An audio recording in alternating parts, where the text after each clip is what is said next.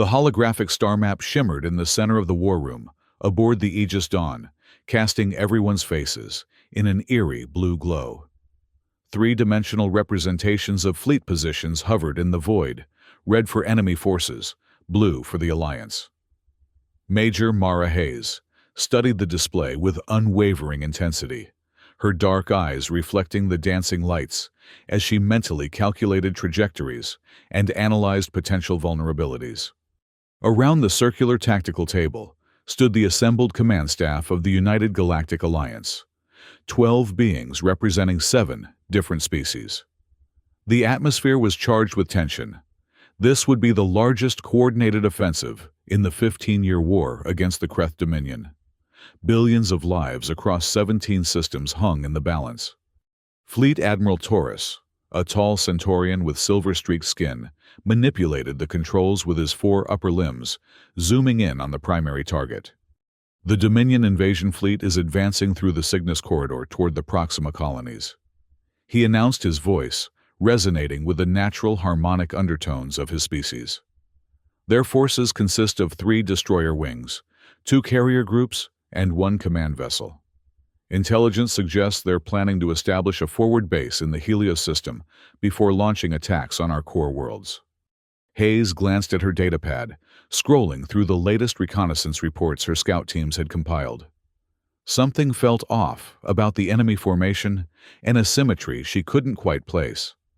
The Kreth were methodical, almost mathematical in their approach to warfare. This arrangement lacked their usual precision. "The Alliance defensive position is strong," continued Admiral Taurus, "but we cannot withstand a prolonged siege. Therefore, we will execute a preemptive strike here." He indicated a point near a dense asteroid field, where their formation will be most vulnerable during their sublight transition. Hayes studied the proposed intercept coordinates. The plan made tactical sense based on the intelligence they had, but the nagging feeling in her gut wouldn't subside. 15 years fighting the Kreth had taught her to recognize their patterns. This felt like a trap. The Admiral's voice pulled her from her thoughts. "Our primary strike force will consist of Battle Group Theta, supported by the Vornak heavy cruisers and Ishari stealth frigates. Major Hayes' human scout units will provide forward reconnaissance and targeting data." Heads turned toward her, expecting the usual confident acknowledgement. But Hayes remained silent, her eyes fixed on the display as she mentally retraced the scout drone footage from the previous cycle. The silence stretched uncomfortably. Admiral Taurus cleared his throat, a universal gesture of prompted response that even the non-human species had adopted. "Major Hayes, do you understand your role in the operation?" Still, she didn't respond immediately. Her mind was processing the anomalies in the data, subtle energy fluctuations in the asteroid belt, discrepancies in thermal readings that hadn't been flagged by the automated analysis systems, the strangely elongated formation of the enemy fleet. The silence in the room grew heavier. Colonel Rovan, the Vornak battle commander, with his characteristic craggy exoskeleton and imposing height, made a dismissive clicking sound with his mandibles. "Perhaps the human requires additional clarification," he said, not bothering to hide his disdain. The Vornaks had been spacefaring for millennia, before humans had even discovered electricity, and Rovan rarely missed an opportunity to emphasize this fact. That comment finally broke Hayes from her trance. She looked up, meeting Rovan's 4 eyes directly. "No clarification needed, Colonel," she replied coolly. "I was simply analyzing." "Is there a problem with the battle plan, Major?" asked Brigadier General Kiran, the female Ishari commander. Unlike Rovan's dismissiveness, Kiran's tone carried genuine inquiry. The Ishari were a species that valued intuition, alongside logic, which made them natural allies with humans, despite their vastly different physiology. Their iridescent scale-like skin and elongated cranial structures housing dual brains. Hayes hesitated. Military protocol demanded she voice concerns through proper channels, not in front of the entire command staff. But there might not be time for that. "Something's not right with our intelligence," she finally said. "The Kreth formation is atypical. They're leaving their right flank exposed deliberately. Your observation is noted, Admiral Torres replied clearly, eager to move on. However, our analysts have thoroughly vetted this intelligence. The plan stands. Hayes nodded, but remained silent once more. The dismissal was clear, but the warning in her gut only intensified. As the briefing continued detailing Phase 2 of the attack, she discreetly messaged her second-in-command, Lieutenant Lee. Prep Scout Team Alpha for immediate deployment. Off-record reconnaissance mission. Authorization code, Hayes Theta 917. The response came seconds later. Understood, Major. Team standing by in Launch Bay 7. Hayes returned her attention to the briefing, where Admiral Torres was concluding his presentation. All units will launch at 0600 hours. Synchronized tactical systems and communication protocols. Dismissed. As the commanders dispersed, Hayes moved to leave, but found her path blocked by Colonel Roven's imposing frame. Your silence during the briefing was concerning, the Vornak said, clicking his battle mandibles. One might interpret it as doubt in the Alliance strategy. Hayes met his gaze steadily. I serve the Alliance with complete loyalty, Colonel. Yet you question its intelligence assessments, Roven pressed. I analyze them, that's my job. Brigadier General Kieran approached her scale skin shimmering with subtle bioluminescence, an Ishari indicator of curiosity. Your species possesses an unusual quality, Major Hayes, she observed. What you call intuition. Sometimes I wonder if it's a form of untapped psychic ability. Hayes managed a thin smile. Nothing so exotic, General. Just pattern recognition based on experience. And what patterns do you recognize now? Kieran asked her head, tilting at the characteristic angle that indicated intense interest among her kind. Hayes glanced around, noting that Admiral Torres was still within earshot. Protocol versus instinct warred within her. I believe there may be elements we're not seeing, she said carefully. The Kreth are rarely this predictable. Predictable, Roven scoffed. They're following the exact tactical doctrine documented in the last 7 engagements. That's what concerns me, Hayes replied. The Kreth adapt. They evolve their strategies. This feels staged. Admiral Torres approached his silver-streaked face, composed in an expression that transcended species differences, to clearly communicate disapproval. Major Hayes, if you have tactical concerns, they should be presented through proper channels, not whispered in corridors. Hayes straightened. With respect, Admiral, I believe the Kreth are concealing something in the Nereid asteroid cluster, possibly a cloaked vessel. Our attack vector takes us directly into potential crossfire. The Admiral's expression hardened. Do you have evidence to support this theory? Nothing conclusive, sir, but anomalies in the scout drone telemetry. Anomalies that none of our other analysts identified? Roven interrupted. Yes, Hayes said firmly. Anomalies that specifically match patterns I've observed in previous Kreth ambushes. Admiral Torres studied her for a moment. Major, your service record is exemplary, but without concrete evidence we cannot alter an operation of this magnitude based on human intuition. The slight emphasis on human wasn't lost on Hayes. Despite 15 years of integrated service, there remained subtle barriers between species in the Alliance. I understand, sir, she replied. Request permission to run additional reconnaissance with my scout team. Denied, the Admiral replied immediately. All units need to prepare for the primary offensive. We launch in 8 hours. Hayes stiffened but maintained her composure. Yes, sir. As the Admiral walked away with Colonel Roven, Brigadier General Kieran lingered. Your species' intuition has proven valuable before, the Ishari said quietly. What are you planning to do? Hayes met the Ishari's gaze. Whatever is necessary to protect the Alliance, General. Kieran studied her with both sets of eyes. Her primary pair focused on Hayes's face, while the secondary pair tracked her body language. Be careful, Major, she finally said. The chain of command exists for a reason. So does human intuition, Hayes replied. After Kieran departed, Hayes made her way quickly to Launch Bay 7. Lieutenant Lee was weighting his compact frame, leaning against the hull of a stealth scout vessel. At 32, Lee was one of the youngest officers in Hayes's unit, but his brilliant tactical mind and unparalleled skills with technology made him invaluable. "Everything's prepped, Major," he reported as she approached. "Though I'm curious about the off-record part of this mission." Hayes lowered her voice. "We're going to run reconnaissance on the Nereid cluster. I believe the Kreth have a hidden vessel there, one that could decimate our forces, if we follow the Admiral's plan." Lee's eyes widened. "The Admiral didn't authorize this, did he?"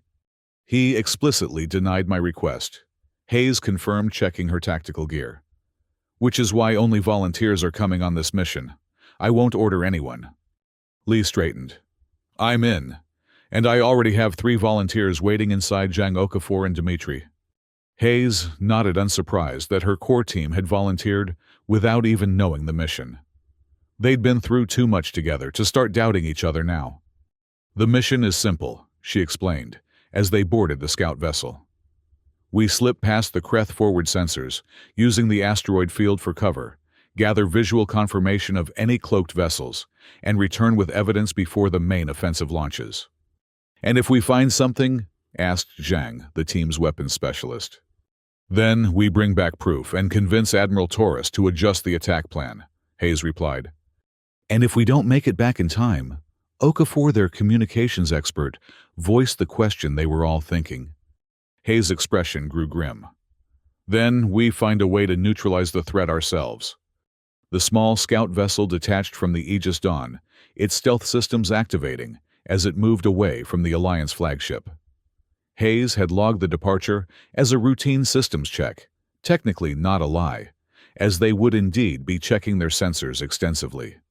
"Set course for the edge of the Nereid cluster," she ordered. "Minimal power signature passive scans only, until we're in position." "Course plotted," Lee confirmed from the pilot station. "ETA to scan range 47 minutes. As the scout ship glided silently through space, Hayes reviewed the data that had triggered her suspicions. The energy fluctuations were subtle, so subtle that the automated systems had categorized them as background radiation. But Hayes had seen similar patterns 3 years ago, during the Battle of Procyon, when a cloaked Kreth dreadnought had nearly destroyed an entire Alliance battle group. Major Lee called from his station. "I've been reanalyzing the drone footage using that algorithm we developed after Procyon. There's definitely something there. Look at this enhancement." The tactical display showed a seemingly empty section of space, near the largest asteroid in the cluster. But with Lee's modifications, a faint outline became visible, a ghostly shadow against the void. "Can you identify the class?" Hayes asked, studying the vague silhouette. "Not definitively," Lee replied, "but based on the size and energy signature, it could be a Harbinger-class vessel." The air in the cockpit seemed to chill. A Harbinger was a dedicated weapons platform, designed for a single purpose: to carry and deploy the Kreth's most devastating weapon, the Void Lance, a directed energy weapon capable of tearing a capital ship in half. "If that's a Harbinger," Dmitri said, breaking the tense silence, "the entire Alliance fleet would be flying into a death trap." Hayes nodded grimly. "Exactly why we need visual confirmation. Adjust course, Lieutenant. Take us in closer." As they approached the asteroid cluster, the scout vessel's sensors began to pick up more anomalies. Gravitational distortions that shouldn't be there. Trace amounts of exotic particles that were byproducts of a cloaking field. "I'm getting unusual readings from the largest asteroid," Zhang reported from the sensor station. "It's hollow." Hayes moved to look over her shoulder. "Not hollow. It's a hangar." "The Kreth are using the asteroid as cover for their ship," Lee realized. "Genius, actually. Our scanners would interpret any energy signatures as mineral deposits." "Can we get visual confirmation without being detected?" Hayes asked. Lee considered. "If we use the smaller asteroids for cover and keep our systems at minimal power, we might manage it. But we'll need to get much closer, within 5 kilometers. "Do it," Hayes ordered. "Okafor, prepare a secure data packet with everything we've gathered. If we're compromised, I want that information transmitted back to the Aegis Dawn immediately." The scout vessel crept forward, using the dense field of smaller asteroids as cover. Every few minutes, they would pause, powered down to near zero emissions, letting their passive sensors gather data before moving again. They were 3 kilometers from the target when Lee tensed. Movement. The asteroid's outer shell is separating. On the view screen, they watched as a section of the asteroid's surface slid apart, revealing a cavernous opening. From within the artificial hangar emerged the unmistakable silhouette of a Kreth Harbinger, a massive, angular vessel bristling with weapon emplacements and crowned by the distinctive focusing array of a void lance. "Full visual confirmation," Hayes said tightly. "Okafor, are you recording this?" "Every bit," Major Okafor confirmed. "Data packet ready for transmission." "Good. Lee, get us out of here. We need to warn the fleet." But as Lee began to maneuver the scout vessel away, the proximity alert blared. "Kreth patrol vessels," Zhang reported. 2 of them coming around the far side of the asteroid. They haven't spotted us yet, but they're directly in our exit path. Hayes calculated quickly. If they attempted to evade, they'd likely be detected. If they remained hidden, they might avoid discovery, but wouldn't make it back to the Aegis Dawn before the offensive launched. "Options?" she asked. "We could try to slip past using that dense cluster of asteroids for cover," Lee suggested, indicating a particularly chaotic section of the field. "Too risky," Hayes decided. "They'd detect our engine signature the moment we accelerate." "We could send the data packet now," Okafor suggested. "Even if we can't make it back, the information would." Hayes shook her head. "A transmission would be detected immediately. They'd know someone was watching and they might change their plans." "So we're stuck," Dmitri concluded. "Not necessarily," Hayes said, an idea forming. "Zhang, what offensive capabilities does the Harbinger have besides the Void Lance?" "Standard Kreth armament," Zhang replied. "Plasma cannons, missile tubes. Nothing exceptional except for the Lance itself." Hayes nodded slowly. "And the Lance, it requires significant power to charge correct—" "Yes," Lee confirmed.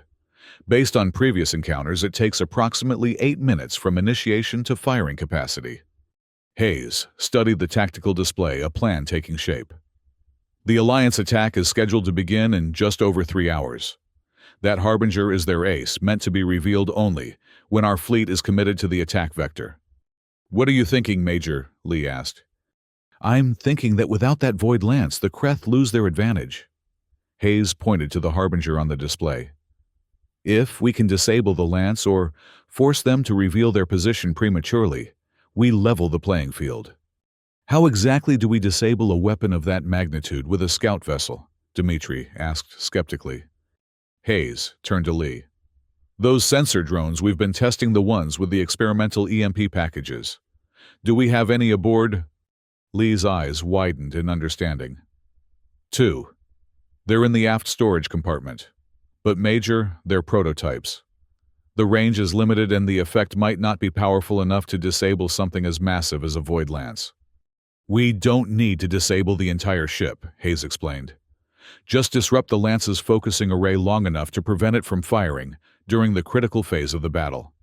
"Even if it works," Okafor pointed out, "we'd still need to get close enough to deploy the drones, and then somehow alert the fleet." "One problem at a time," Hayes replied. "Zhang, what's the status of those patrol vessels?" "They've begun a standard search pattern," Zhang reported. "They'll pass within 1 kilometer of our position in approximately 12 minutes. Hayes made her decision. "All right, here's the plan. We wait until the patrols pass, then move in closer to the Harbinger. We deploy both EMP drones targeting the Lance's focusing array. Once they're activated, we make a break for it full power, to engines stealth be damned." "The Kreth will be all over us the moment those EMPs detonate," Lee warned. "Yes, but they'll also be exposed," Hayes countered. "Their cloaking field will fluctuate with the EMP blast. Even if we don't make it back, the Alliance sensors will detect them." The team exchanged glances, the gravity of the situation settling over them. This wasn't just a reconnaissance mission anymore. It was a potential suicide run. "I want to be clear," Hayes said, looking each of them in the eye. "This is beyond what any of you volunteered for. If anyone wants to object, now's the time." A moment of silence passed before Lee spoke. "I think I speak for all of us, Major. We're with you." The others nodded their agreement, and Hayes felt a surge of pride in her team. "Then let's save the Alliance fleet." They powered down all non-essential systems and waited in tense silence as the Kreth patrol vessels passed by. When the enemy ships had moved to the far side of the asteroid field, Lee carefully maneuvered their vessel closer to the Harbinger. 2 kilometers, he reported. "We're within drone deployment range." "Prepare both drones," Hayes ordered. "Target the primary focusing array and the power distribution node." Zhang worked quickly, programming the attack patterns into the experimental drones. "Ready, Major?" "Deploy." 2 small objects separated from the scout vessel, their thrusters barely visible, as they made their way toward the massive Kreth warship. "ETA to target 40 seconds, Zhang reported. "Prepare for immediate acceleration," Hayes told Lee. "The moment those EMPs detonate, I want us moving." "Course plotted," Lee confirmed. "But we'll be exposed for at least 90 seconds before we can reach the jump point." "That's a risk we'll have to take," Hayes replied. The seconds ticked by with excruciating slowness. On the tactical display, they watched as the drones approached their targets. "Impact in 5, 4, 3, 2, 1.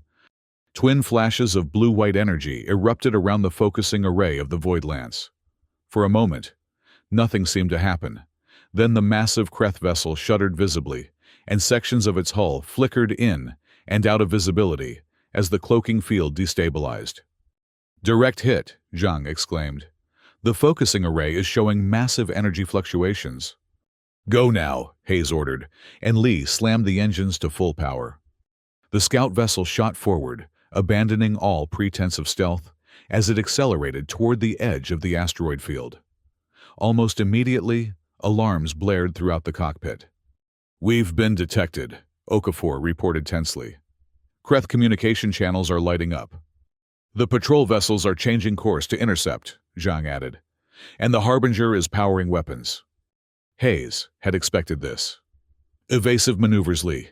Use the asteroids for cover as much as possible." The scout vessel darted between floating rocks. Lee's piloting skills pushed to their limits as he navigated the treacherous field at dangerous speeds. Behind them, flashes of plasma fire illuminated the void as the Kreth patrols opened fire. "They're gaining," Dmitri warned from the tactical station. 60 seconds to intercept." Okafor broadcast an emergency signal to the Aegis Dawn, Hayes ordered. "Include all our sensor data and visual confirmation of the Harbinger." "Broadcasting, now," Okafor confirmed. "But there's no guarantee they'll receive it before we're—" A violent impact threw them all forward as the scout vessel took a glancing hit from a Kreth plasma cannon. "Aft shields down to 30%. Lee reported his hands, flying over the controls. "Minor damage to the port thruster assembly." "Can we still make it to the jump point?" Hayes asked. "Yes, but it'll be close," Lee replied. "Another direct hit like that and we're finished." Hayes made a split-second decision. "Adjust course. Head directly for the largest gap in the asteroid field. We need to give the Alliance a clear sensor line to the Harbinger." "But that puts us right in the open," Zhang protested. "Exactly," Hayes confirmed. "We become the bait. The Kreth will focus on us exposing themselves further." Lee altered their course, sending the scout vessel hurtling toward the open space beyond the asteroid field. The Kreth patrols followed, firing continuously, while behind them, the massive Harbinger began to move out of its hiding place. "Transmission confirmed," Okafor suddenly announced. "The Aegis Dawn acknowledges receipt of our data." A collective sigh of relief went through the cockpit, but it was short-lived as another impact rocked the vessel. "Direct hit," Lee called out. "Aft shields critical power fluctuations in the main drive." "The Harbinger is moving to cut off our escape route," Zhang reported. "They're charging weapons." Hayes studied the tactical display. The Harbinger's focusing array was still fluctuating from the EMP attack, but it was recovering quickly. Soon, it would be capable of firing the Void Lance. "New plan," she decided. Lee set a collision course with the Harbinger's focusing array. "Major," Lee questioned, shocked. Not to ram it, Hayes clarified quickly. I want to get close enough to deploy our last option. Which is, Dmitri asked. Hayes moved to the weapons locker and retrieved a small cylindrical device. This is a prototype neural disruptor. It was designed to temporarily disable Kreth neural networks. If we can get close enough to the Harbinger, we might be able to disrupt their systems long enough for the Alliance fleet to respond. But we'd have to manually deploy it, Lee realized. Someone would need to board the Harbinger. Hayes nodded grimly. I'll go. The rest of you take the escape pod back toward Alliance space. Protests erupted immediately from the entire team. With respect, Major, that's insane, Okafor stated firmly. It's a suicide mission, Zhang added. And it violates at least 17 Alliance protocols, Dmitri pointed out. We don't have time to debate this, Hayes said sharply, as another hit rocked the vessel. The Harbinger is recovering. If that Void Lance becomes operational, the entire Alliance fleet is at risk. Lee studied her for a moment, then turned back to the controls. Setting intercept course with the Harbinger. But we're going to need a better plan than just you floating over with a prototype disruptor. Hayes thought quickly. The Kreth use automated defense systems. If we could trigger a systems overload in the focusing array, we could modify the disruptor, Lee suggested. Link it to the scout vessel's power core. Create a feedback loop that would temporarily disable their neural networks. How temporarily? Hayes asked. Minutes at most, Lee admitted. But it might be enough to prevent the lance from firing during the crucial phase of the battle. Do it, Hayes ordered. While Lee worked to modify the neural disruptor, the scout vessel continued its desperate flight through space. The Kreth patrols had fallen slightly behind, but the massive Harbinger loomed ahead, its weapon systems targeting their small craft. They're firing, Zhang warned. Evasive action, Hayes commanded. Lee threw the scout vessel into a spiraling dive, narrowly avoiding the barrage of plasma fire. The maneuver brought them closer to the Harbinger, close enough to see the details of its imposing hull through the viewport. Disruptor modifications complete, Lee reported. But we'll need to get within 50 meters of the focusing array for this to work. That close? Dmitri questioned. Their point defense systems will tear us apart. Not if we time it right, Hayes said. Zhang analyzed their firing patterns. Find me a blind spot. Zhang studied the sensor readouts. Their lateral defense grid has a 3-second recycle time. If we approach from below and behind, we might slip through during the recharge cycle. Lee, can you get us there? Hayes asked. It'll be tight, he admitted, but yes. Then do it. Okafor, send a final transmission to the Aegis Dawn. Let them know what we're attempting. Transmission away, Okafor confirmed after a moment. Admiral Taurus himself responded. They're mobilizing the fleet now to support us. Hayes nodded, a grim satisfaction settling over her. At least the Alliance was responding. Whether her team would survive to see it was another question entirely. The scout vessel dived sharply, curving around to approach the Harbinger from its ventral side. Plasma fire tracked them, but Lee's piloting kept them just ahead of the deadly beams. 20 seconds to optimal position, Lee announced. The disruptor is ready. I've linked it to our power core. Everyone to the escape pod, Hayes ordered. Once the disruptor is deployed, we'll have seconds at most before the feedback affects our systems as well. We're not leaving you, Major, Okafor stated firmly. That's an order, Lieutenant. Hayes replied, her tone brooking no argument. The Alliance needs to know exactly what happened here. Someone has to survive to report back. The team hesitated, torn between duty and loyalty. 10 seconds to deployment position, Lee warned. Go, Hayes commanded. That's a direct order. Reluctantly, Okafor, Zhang, and Dmitri moved toward the escape pod, but Lee remained at the controls. You'll need a pilot to get into position, Major, he said simply. I'm staying. Hayes knew there was no time to argue. 5 seconds to deployment. 4, 3, 2, 1, now. Hayes activated the modified neural disruptor. A high-pitched whine filled the cockpit as the device powered up, drawing energy from the scout vessel's core. Through the viewport, they watched as a pulse of energy erupted from their ship, washing over the focusing array of the Void Lance. For a moment, nothing happened. Then the massive weapon began to flicker, and spark energy discharges racing across its surface. "It's working!" Lee exclaimed. "Their systems are destabilizing." But their victory was short-lived. The scout vessel's own systems began to fail, as the neural disruptor created the feedback loop. "Power core destabilizing." Lee reported, his voice tight with tension. "We have maybe 30 seconds before catastrophic failure." Hayes made one last decision. "Okafor Zhang Dmitri, launch the escape pod now." Lee set a collision course with the focusing array. "Major," Lee questioned. "If that thing recovers, the Alliance fleet is doomed," Hayes explained. "We need to make sure it stays disabled until reinforcements arrive." Understanding dawned in Lee's eyes. He nodded and programmed the course. "Escape pod away," he reported, as the small craft separated from the scout vessel. "Collision course set. 20 seconds to impact." The damaged scout vessel accelerated toward the Harbinger's focusing array, its failing engines pushing to their limits.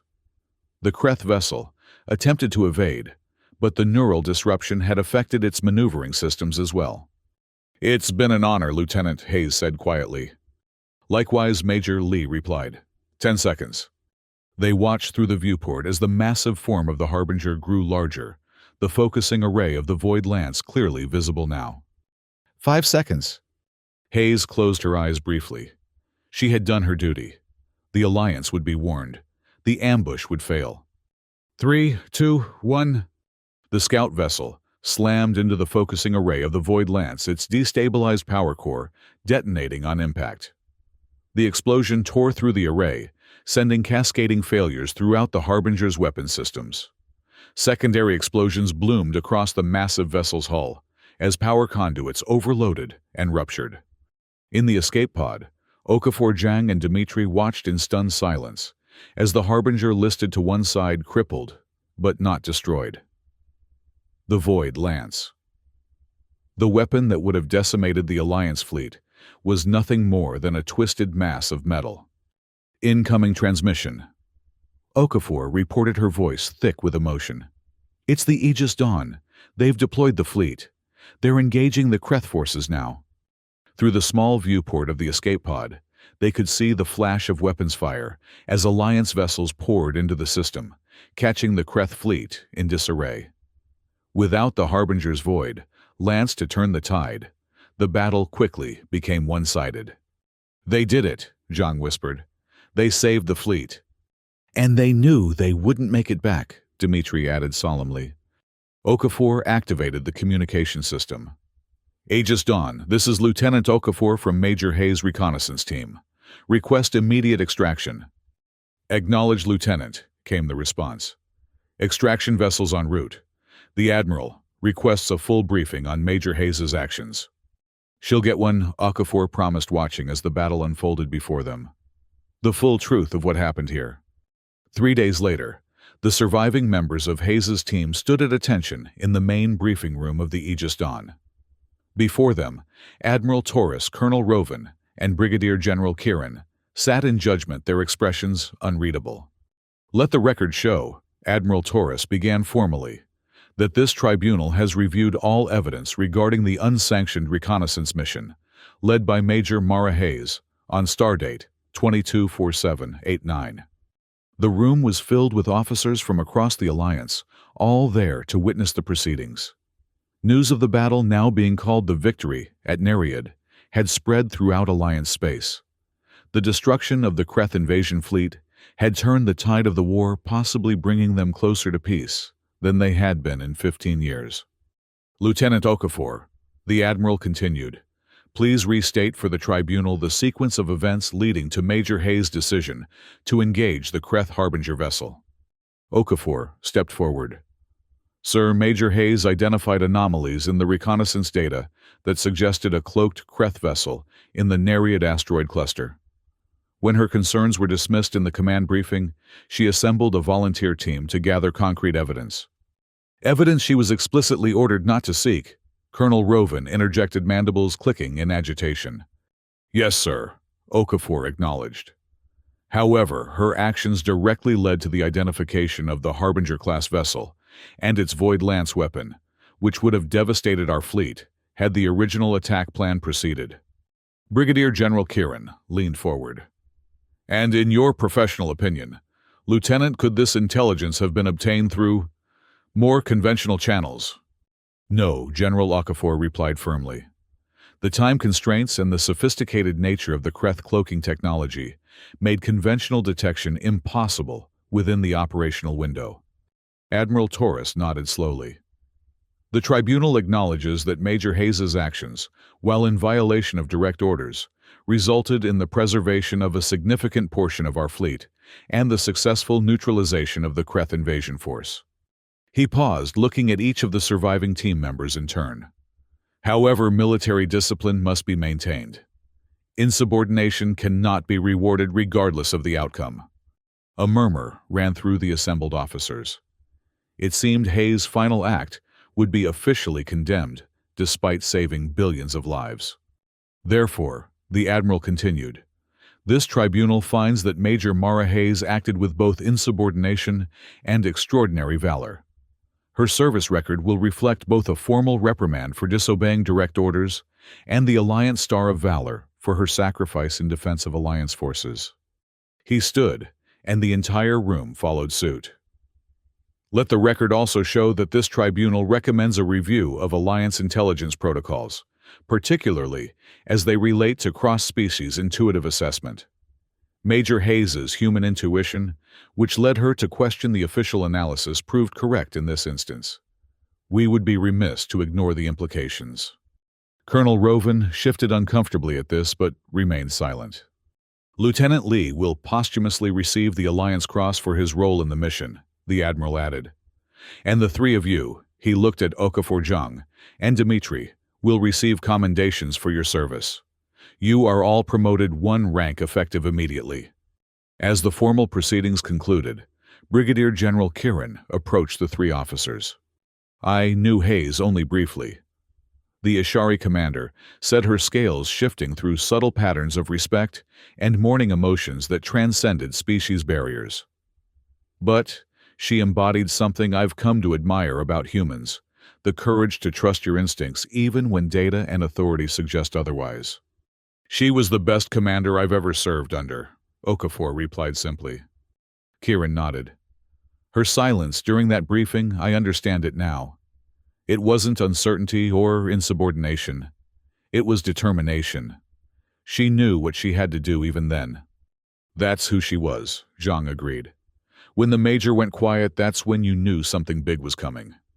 A trait worth studying, Kieran mused. Perhaps there is more to human intuition than we non-humans have recognized. As they left the briefing room, the three officers paused before a viewport overlooking the fleet. The Alliance ships, many of which would have been destroyed, had Hayes not acted, gleamed in the light of a distant star. What happens now? Dmitri asked quietly. We continue the mission, Okafor replied. Hayes would expect nothing less. The Kreth have recalled their remaining forces to their core systems, Zhang observed. Intelligence suggests they may be considering peace negotiations for the first time. Then, Hayes didn't just save the fleet, Dmitri realized. She may have ended the war. Okafor nodded, a sad smile crossing her face. And it all started with her silence in a briefing room. The warning sign none of us recognized until it was almost too late. In the days that followed, the story of Major Mara Hayes spread throughout the Alliance. How her silence during a critical briefing had been not a sign of doubt, but of absolute certainty. How she had trusted her intuition over protocol, her judgment over orders, when billions of lives hung in the balance. Throughout the Alliance fleet, a new saying began to circulate among officers of all species. Watch the quiet ones, especially the humans.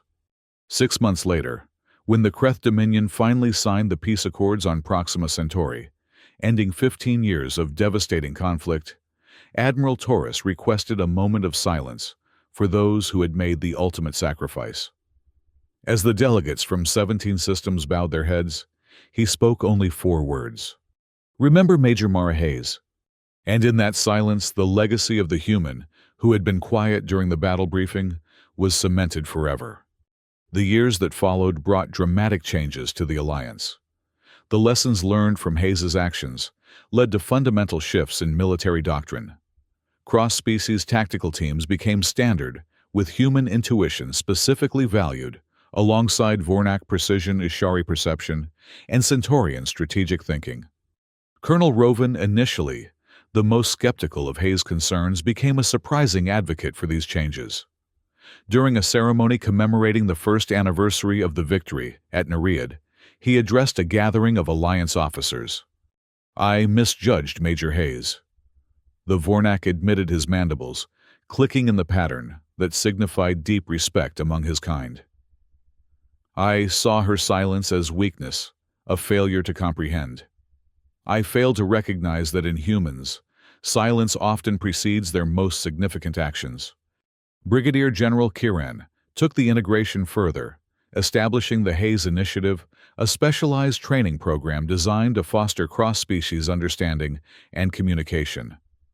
Human intuition was studied not as some mystical ability, but as a legitimate cognitive function with evolutionary roots and practical applications in modern warfare. The human brain evolved to recognize patterns and predict threats in environments very different from the void of space, she explained during the program's inauguration. Yet those same instincts saved our fleet at Nereid. We would be fools to dismiss such capabilities simply because they function differently from our own. Lieutenant Commander Okafor, as she now was, became the first director of the Hayes Initiative. Under her guidance, officers from all species learned to recognize and respect the different warning signs and communication styles unique to each race. When a Vornak becomes excessively formal, they're expressing concern, she would teach her students. When an Ishari's scales shift to ultraviolet patterns, they're sensing danger beyond our visual spectrum. And when a human goes quiet during a critical briefing, that's when you pay attention, the students would finish. The scout vessel's escape pod recovered after the battle was preserved in the Alliance Military Museum on Earth. A simple plaque beneath it bore Hayes' last transmitted words: "Trust your instincts when the data fails you."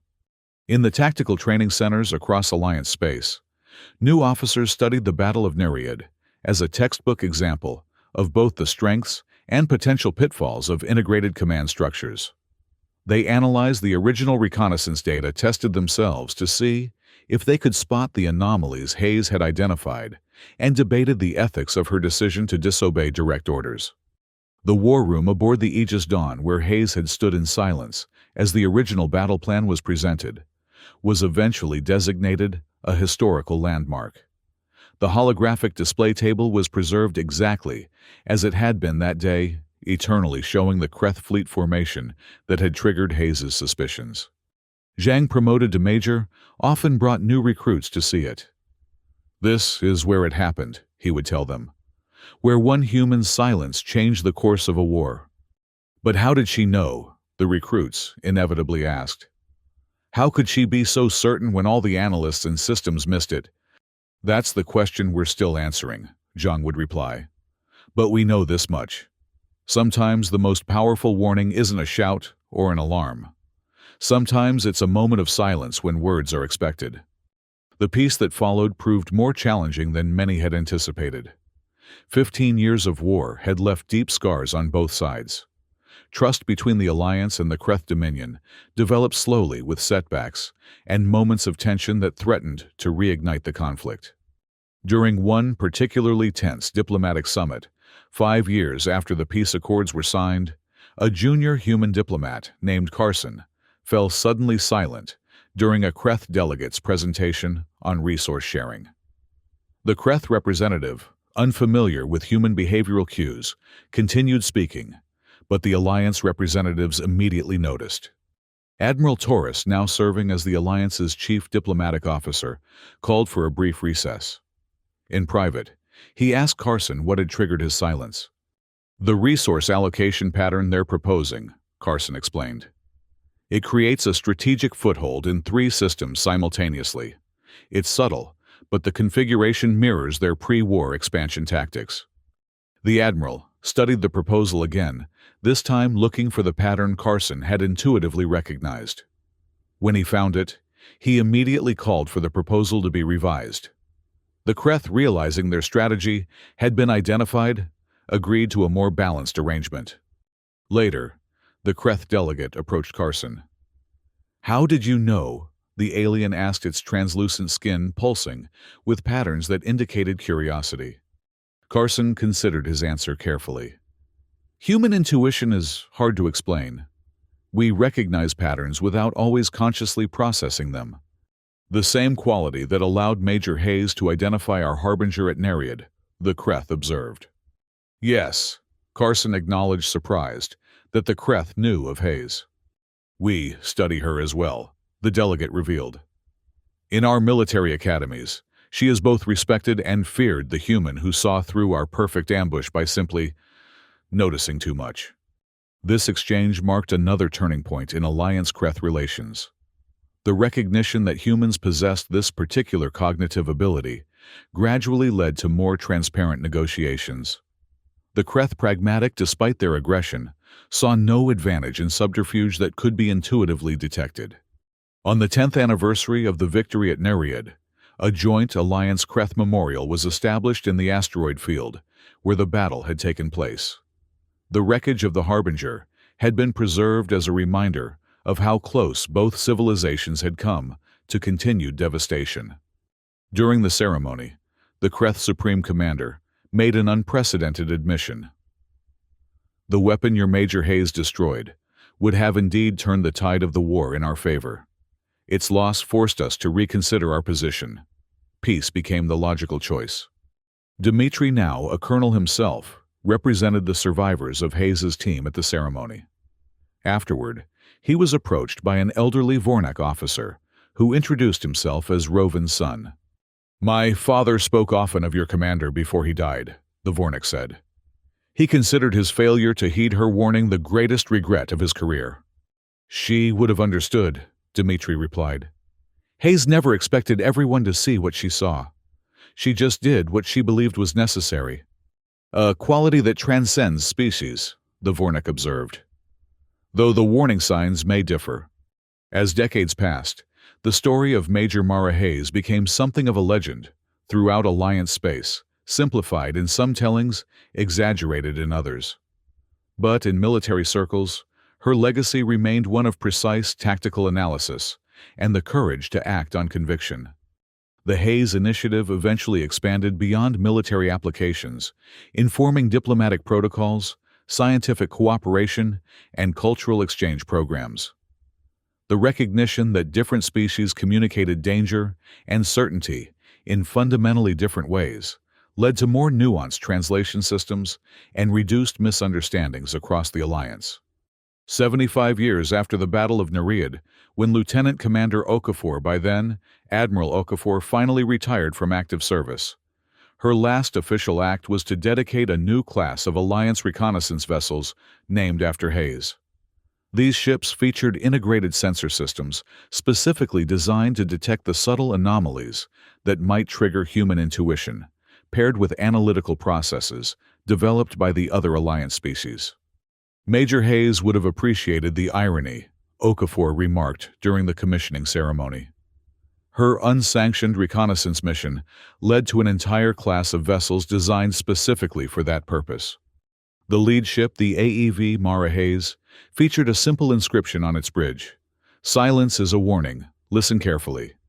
On its maiden voyage, the Hayes discovered a previously undetected spatial anomaly that later proved to be the first evidence of an entirely new form of interstellar travel, one that would eventually reduce journey times between systems from weeks to hours. As the Alliance expanded into new regions of space, encountering new species and challenges, the lessons learned from Hayes's actions continued to influence their approach. The integration of different cognitive styles and perceptual abilities became one of the Alliance's greatest strengths. A century after the Battle of Nereid, when the last surviving member of Hayes' original team passed away, the Alliance Council, established a permanent scholarship program for cross-species studies in intuitive cognition. Each year, the brightest minds from across Alliance space gathered to study how different evolutionary paths had created unique ways of perceiving and responding to threat. Human silence remained a subject of particular interest, especially to species whose evolutionary history had favored immediate vocal responses to danger. The concept that ceasing communication could itself be a form of communication fascinated xenopsychologists and tactical analysts alike. In the archives of the Alliance Military Academy, Hayes' personnel file remained one of the most frequently accessed historical records. Cadets studied her career, her tactical decisions, and especially the fateful briefing where her silence had been the first indication of her concerns. The official recording of that briefing revealed what many had forgotten. Hayes had not been entirely silent. She had asked a single question after several minutes of quiet observation. "What if we're missing something?" Those 5 words, followed by her return to attentive silence, became a standard caution in Alliance tactical analysis, a reminder that even the most sophisticated systems and experienced analysts could overlook critical details. 200 years after the Battle of Nereid, long after the Alliance and the Kreth Dominion had moved from fragile peace to stable cooperation and eventually to full integration, the legacy of Major Mara Hayes continued to influence military doctrine and cross-cultural communication throughout known space. In the Grand Archives on the Alliance Capital World, a simple, holographic display showed the original star map from the Aegis Dawn's war room, with Hayes's handwritten notes preserved alongside it. Her final notation, made just before she embarked on her unsanctioned mission, read simply, "Trust the silence, it speaks volumes." Visitors to the archive often stood in contemplation before this display, reflecting on how a single human's moment of quiet determination had altered the course of history for multiple civilizations. The true power of Hayes' legacy lay not in the dramatic story of her final mission, but in the fundamental shift she had inspired in how different species perceived and valued each other's cognitive processes. Her silence had spoken across the boundaries of biology, evolution, and culture, a universal warning sign that once recognized had saved billions of lives. And in briefing rooms throughout Alliance space, when a human officer fell silent during a critical presentation, commanders of all species knew exactly what it meant. "Listen carefully. Something important is about to happen,"